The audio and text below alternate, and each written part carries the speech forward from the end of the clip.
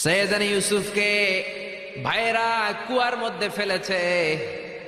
বণিক দল সৈয়দানি ইউসুফকে কুয়া থেকে নিয়ে মিশরে বিক্রি করছে। জানেন না ইউসুফ আলাইহিস সালামের ঘটনা? জানেন, সবাই জানেন। বিক্রি করার পরে মিশরের সেকেন্ড ইন পজিশন সেনাপতি আজিজে মিসর অনেক অনেক টাকা দিয়ে তাকে কিনে নিয়ে জুলাইখার হাতে দিয়েছে। কার হাতে? জুলাইখার নামও জানেন? জুলাইখার হাতে দেওয়ার পরে জুলাইখা তারা নিজের ছেলের মতো মানুষ করতে শুরু করেছে। কিন্তু সৈয়দনা ইউসুফ যখন যুবক হয়ে গিয়েছে, ওনার চেহারা এত সুন্দর ছিল, জুলাইখা নিজেই ইউসুফের প্রেমে পড়ে গিয়েছে। নাউজুবিল্লাহ পড়েন। জুলাইখা বলে, ইউসুফ আমি তোমারে ভালোবাসি। ইউসুফ কয়, আমি আল্লাহরে ভালোবাসি। জুলাইখা বলে, ইউসুফ আমি তোমার সাথে প্রেম করতে চাই। ইউসুফ বলে, আমি কার সাথে প্রেম করতে চাই? প্রেমের কথা কি বললেই হয়? বেটা বলে হইতে হবে না? প্রেম তো চরের জমি নয়, জবরদখল করে হয়। প্রেমের দখল নিতে হলে প্রেমেই নিতে হয়, ঠিক কি না?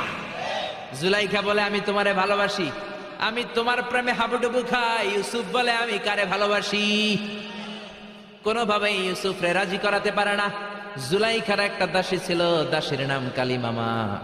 জুলাইখা কালিমামারে বলে, ও কালিমামা, কোনোভাবে ইউসুফরে বুঝাতে পারলাম না। একটা কাজ করবা, আজ রাত 12টার দিকে আমার গোপন কক্ষে নিয়ে আসবা। ওই গোপন কক্ষে যেতে বড় বড় 60টা দরজা পার হইতে হয়। কয়টা? 60টা দরজায় বড় বড় 60টা তালা লাগাবা। তারপরে ইউসুফরে আমার কাছে নিয়ে আসবা।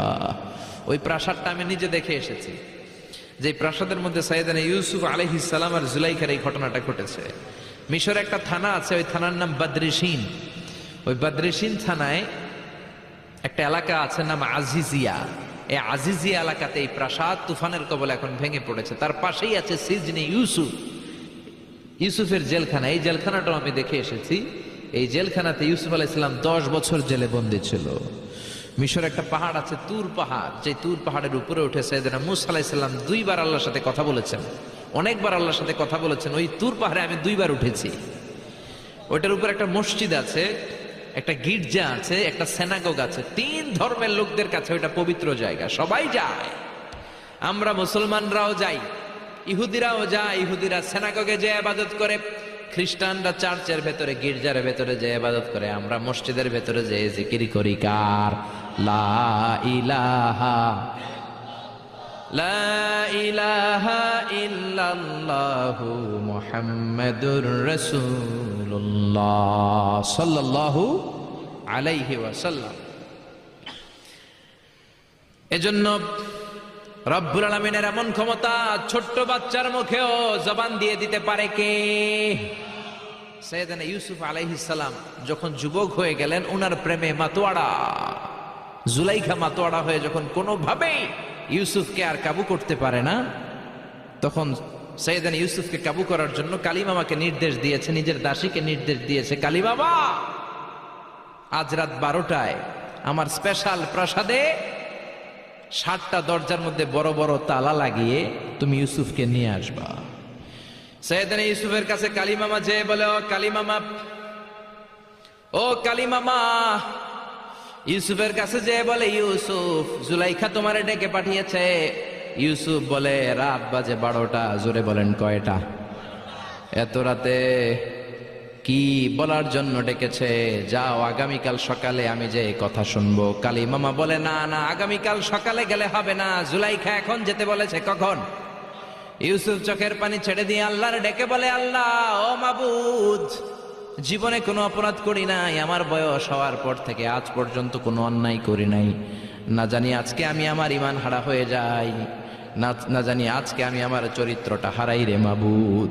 ও আল্লাহ, তোমার উপর তাওয়াক্কুল করে আমি গেলাম। কালিমামা সৈয়দনা ইউসুফ আলাইহিস সালামকে নিতে লাগলো, আর দরজার মধ্যে বড় বড় এক একটা তালা ঝুলাতে লাগলো। 60টা তালা ঝুলানোর পরে সৈয়দনা ইউসুফকে স্পেশাল ঘরের মধ্যে ঢুকিয়ে কালিমামা আরেক দরজা দিয়ে বের হয়ে যায়। এখন ওই স্পেশাল গোপন কক্ষের মধ্যে শুধু 2 জন মানুষ, একজন নারী আরেকজন পুরুষ। চিল্লায় বলেন, একজন আরেকজন পুরুষ। জুলাইখা আর ইউসুফ। জুলাইখা বলে, ও ইউসুফ, বাঁচার কোনো মাধ্যম নাই, যে কোনো ভাবেই হোক আজকে আমি আমার মনোরঞ্জন করেই ছাড়বো, যেমন করেই হোক তোমার প্রেম আমি হাসিল করে ছাড়বো। আমি তোমারে ভালোবাসি। সৈয়দনা ইউসুফ বলে আমি আল্লাহরে ভালোবাসি। কারে ভালোবাসি? সুবহানাল্লাহ কইবেন না? জুলাইখা বলে আমি তোমারে ভালোবাসি। সৈয়দনা ইউসুফ বলে ও জুলাইখা আমি আল্লাহরে ভালোবাসি। একের পর এক জুলাইখা তার দেহের কাপড় খুলতে শুরু করেছে, নিজেকে উপস্থাপন করতে শুরু করেছে। আল্লাহর নবী ইউসুফ ডান দিকে দৌড় দেয়, আবার বাম দিকে দৌড় দেয়। জুলাইখা বলে ইউসুফ বাঁচার কোনো মাধ্যম নাই, কারণ বড় বড় 60টা তালা 60টা দরজার ভেতরে আছে না নাই? আরো জোরে বলেন আছে রাডাই। পালানোর কোনো মাধ্যম নাই, যে কোনো ভাবেই হোক আমার হাতে তোমার ধরা দিতে হবে। সৈয়দনা ইউসুফ চোখের পানি ছেড়ে আল্লাহরে ডেকে বলে আল্লাহ জীবনে কোনো অপরাধ করি না, এই বিপদ থেকে তুমি আমারে বাঁচাও। আল্লাহ বললেন জিব্রাইল যাও যাও তাড়াতাড়ি তুমি ইউসুফের কাছে যাও, আমার নবী ইউসুফরে বাঁচাও। আমার নবী ইউসুফের কানের সামনে যে বলো ইলা নাহিয়াতিল বাব, দরজার দিকে দৌড়াও। কোন দিকে? আরো জোরে বলেন কোন দিকে? ইলা নাহিয়াতিল বাব, দরজার দিকে দৌড়াও। সাইয়েদনা জিব্রাইল বলে আমি পৃথিবীতে আমার পুরো জীবনে মাত্র কয়েকটা সময়ে খুব দ্রুত বাতাসের বেগে নেমে এসেছিলাম, এর মধ্যে ওই দিন যেদিন ইউসুফের কাছে ঈমান বাঁচানোর জন্য আল্লাহ আমারে পাঠিয়েছিল। আরেকদিন হচ্ছে যে দিন ইসমাইলকে বাঁচানোর জন্য আল্লাহ আমারে দুম্বা দিয়ে পাঠিয়েছিল। আল্লাহু আকবার। সৈয়দনা ইব্রাহিম সৈয়দনা ইসমাইলকে জবাই করার জন্য বড় একটা তলোয়ার নিয়ে যখন কোরবানি করতে শুরু করলো, আল্লাহ বললেন ও জিব্রাইল জান্নাত থেকে দুম্বা নিয়ে তাড়াতাড়ি দুনিয়ায় ছুটে যা, আমার ইসমাইলের গলার একটা পশমও যাতে না কেটে যায়। সৈয়দনা জিব্রাইল বাতাসের বেগে আল্লাহু আকবার আল্লাহু আকবার আল্লাহু আকবার বলতে বলতে দুম্বা নিয়ে চলে এসেছিলেন। তিনি বলেন আমি এই সময়টাতে সবচেয়ে দ্রুত বেগে জমিনে নেমেছি, আবার সৈয়দনা ইউসুফের ঈমান বাঁচানোর জন্য আমি দ্রুত নেমেছি। আল্লাহু আকবার। সৈয়দনা ইউসুফ চোখের পানি ছাড়ে জিব্রাইল কানের কাছে এসে বলো ইউসুফ ইলা নাহিয়াতিল বাব, আল্লাহ বলছে দরজার দিকে দৌড়ান।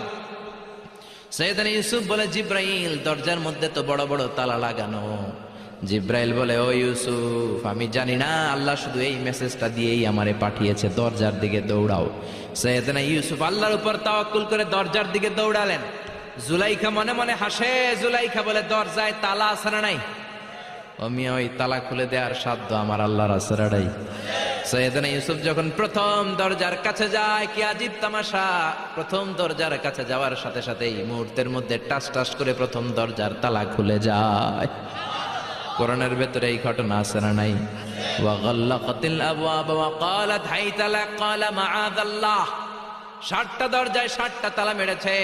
তিনি দৌড়াতে লাগলেন, একটার পর একটা দরজার তালাগুলো খুলে দিতে লাগলো কে? মুসার মতো ঈমান হলে রাস্তা হবে সাগর জলে, ইউসুফের মতন ঈমান হলে একে একে দরজা খুলে। ইব্রাহিমের মতন ঈমান যদি আজও থাকে বিদ্যমান, অগ্নিকুণ্ডে দেখতে পাবে খুবসুরত এক ফুলবাগান। সুবহানাল্লাহ। 6টা দরজার তালা খুলে যাওয়ার পরে 7ম দরজার সামনে যখন সৈয়দনা ইউসুফ এসেছে, আল্লাহু আকবার বলে দরজার মধ্যে ধাক্কা দেয়, কিন্তু দরজা খুলে না। পিছন দিয়ে জুলাইখা আছে না নাই? আউলা কেশে পাগলা বেশে জুলাইখাও দৌড় দিয়েছে সৈয়দনা ইউসুফকে ধরার জন্য। ঠিকই ধরে ফেলেছে। সৈয়দনা ইউসুফের জামায় ধরে টান দেয়াতে সৈয়দনা ইউসুফ আলাইহিস সালামের জামার পেছন দিয়ে ছিঁড়ে গিয়েছে। ইন দা মিন টাইম দরজাটাও খুলে গিয়েছে। দরজা খুলে যাওয়ার পরে দুইজন তাকিয়ে দেখে আজিজ মেসের দাঁড়ানো, জুলাইখার স্বামী দাঁড়ানো। জুলাইখার স্বামী এই দৃশ্য দেখে তো অবাক, কিরে রাত বাজে 2টা, ইউসুফ হাঁপাচ্ছে ঘামাচ্ছে আর জুলাইখার দেহের কাপড় চোপড়ের অবস্থা ভালো না, কি ঘটনা ঘটেছে আমার বলো। ফালিয়াতাকাল্লাম আহাদুকুমা শাইআন, দুজনের একজন আমাকে কিছু তো বলো। কেউ কিছু বলে না। জুলাইখা সামনে এসে বলে আজিজ মেসর, দুধকলা দিয়ে আমরা এতদিন সাপ পুষেছি, আজকে গভীর রাতে 7 দরজায় 60টা তালা মেরে ইউসুফ আমার ইজ্জতহানির জন্য ঘরে হামলা দিয়েছে। হাসানা মিসা, সোরের মার বড় গলা, যুগে যুগে আছে না নাই? আইজে মেসর বলে তোমার কোনো সাক্ষী আছে? জুলাইখা কয় আছে। কে সাক্ষী? আমার দাসী কালী মামা। এই কালী মামা সত্যি নাকি? কয় 100% সত্য। এরকম সাক্ষী বাংলাদেশেও আছে না নাই? ঘটনার সময় জন্ম হয় নাই, ঘটনার সময় বয়স ছিল 2 মাস, কিন্তু সাক্ষী দেয়। ওই সাক্ষীর উপর ভিত্তি করে রায় হয়, ওই সাক্ষীর উপর ভিত্তি করে বিচার হয়, ওই সাক্ষীর উপর ভিত্তি করে জেল হয়, ফাঁসি হয়, আছে না?